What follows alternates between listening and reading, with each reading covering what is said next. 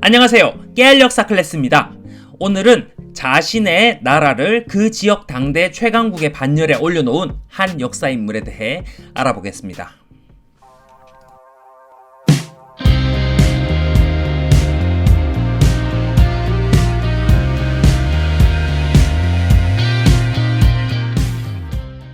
소선호와 온조의 세력이 한강 유역에 세운 나라 십제.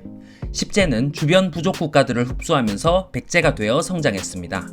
그리고 3세기에 8대 왕 고이왕이 관등제, 공복제를 정비하고 율령을 반포하면서 왕권을 강화했습니다. 이때부터 백제가 부족 연맹체에서 고대 국가로 발돋움할 수 있는 기반이 마련되었습니다. 그리고 4세기 백제에는 위대한 인물이 등장합니다. 그의 이름은 부여구. 그는 바로 백제 13대 왕, 백제의 전성기를 이룩한 근초고왕입니다.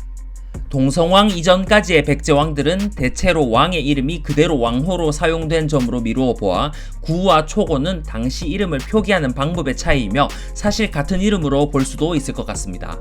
그런데 근초고왕은 백제 5대 왕인 초고왕과 이름이 동일합니다. 따라서 이전의 왕과 구분 짓기 위해서 앞에 근자를 붙인 것으로 추정됩니다. 그런데 일설에는 고이왕계가 아닌 초고왕계 왕통을 복구하였기 때문에 왕명이 근초고왕이 된 것이라고 주장하기도 합니다. 그러나 4대 계루왕과 이름이 같은 21대 근계루왕을 생각해보면 동명이인이라는 주장이 좀 더 설득력이 있어 보이죠. 앞서 말했듯이 근초고왕은 초고왕계 왕통을 복구했습니다. 근초고왕 이전의 왕계보는 초고왕계와 고이왕계로 나뉘어 있어서 다소 불안정했습니다만 근초고왕 때부터 근초고왕의 직계가 왕위를 물려받으면서 왕권이 안정화된 것입니다. 이로써 백제의 왕권은 점차 전제화되고 부자상속에 의한 왕위 계승이 시작되었습니다. 346년에 즉위한 근초고왕은 제위 초중반에는 국력을 다지며 왕권 강화에 힘쓴 것으로 추측되며 이를 바탕으로 근초고왕은 남방지역을 평정합니다. 그 남방지역에 있던 나라들은 바로 마한과 가야였습니다. 일본서기에서는 이 시기에 근초고왕이 마한을 정복했다고 기록되어 있으나 일본서기라는 역사서의 신빙성을 생각했을 때 사실 그 정도까지는 아니고 지배하에 두었다 또는 영향력을 행사했다 정도가 알맞을 것 같습니다. 마한이 백제에 완전히 정복된 것은 6세기 무령왕 즈음으로 추정되기 때문입니다. 마찬가지로 가야 또한 백제의 세력권에 속하게 된 듯합니다. 이렇게 근초고왕의 백제는 한반도 남부지역 최강국으로 급부상했습니다. 이렇게 근초고왕이 한반도 남부지역에서 성공적인 업적을 이루고 있을 때 북쪽에서 전운이 감돕니다. 이 시기에는 요동의 전연이 너무 강해져서 고구려가 그쪽으로 세력을 넓히기에는 어려운 상황이었습니다. 그래서 고구려도 자연스레 남쪽으로 시선을 돌리고 있었고 백제 또한 남방을 평정한 후여서 그 두 나라는 필히 부딪힐 수밖에 없었을 겁니다.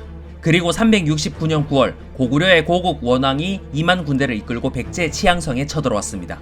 이에 근초고왕은 태자 부여수를 보냅니다. 삼국사기에는 이때 고구려로 도망쳤다가 마음을 고쳐 돌아온 백제인 사기라는 인물이 등장합니다. 사기는 고구려의 병사의 수는 많으나 제대로 된 병사는 붉은 깃발을 단 군대뿐이니 그들을 먼저 쳐부수면 나머지는 알아서 무너질 것입니다.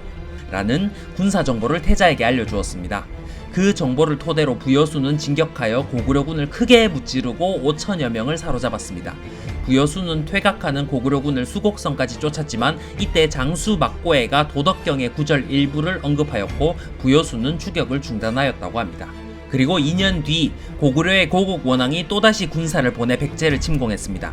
그러자 이번에는 근초고왕이 태자와 함께 직접 출전했고 오늘날의 예성강인 폐수에서 고구려군을 물리친 다음 현재 황해도 대부분의 지역을 점령했습니다. 근초고왕은 여세를 몰아 평양성까지 도달했죠. 이 평양성 전투에서 고국 원왕은 병사들을 독려하며 필사적으로 항전했으나 누가 쏘았는지 모를 화살에 맞아 큰 부상을 입었습니다.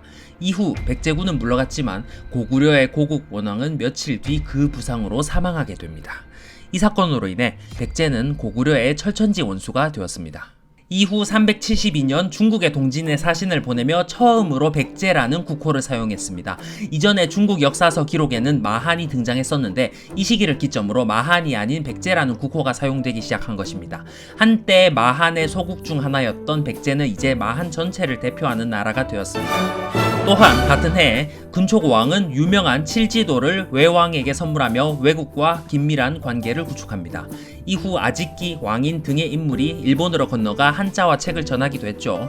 이때부터 일본은 백제와 활발하게 교류하며 다양한 선진 문물과 문화를 얻게 됩니다.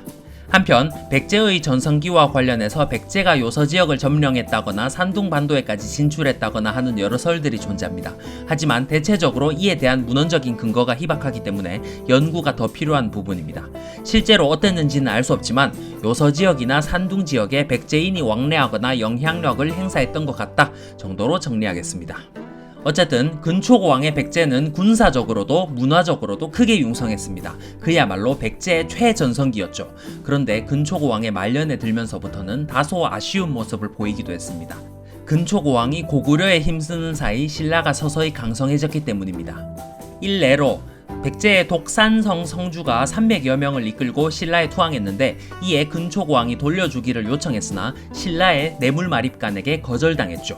그리고 375년에 고구려의 소수림왕에게 수곡성을 빼앗겼지만 흉년이 들어 보복도 하지 못했습니다. 그리고 그 해에 근초고왕은 세상을 떠났습니다.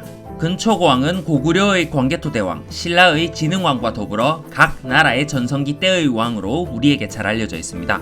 그런데 광개토대왕은 이미 소수림왕이 고구려 전성기 직전까지 만들어 두었으며 진흥왕 또한 지증왕과 버풍왕이라는 훌륭한 선대왕이 있었습니다. 그러나 근초고왕은 그런 기반이 아무래도 광개토대왕과 진흥왕에 비해서는 부족한 면이 있었죠. 그래서 근초고왕은 제위 초중기 20년가량을 국력을 다지는 데에 힘을 씁니다. 그리고 제위 후반기에 드디어 전성기를 이루어냈습니다. 그래서 위대한 왕이라고 평가할 수 있는 것입니다.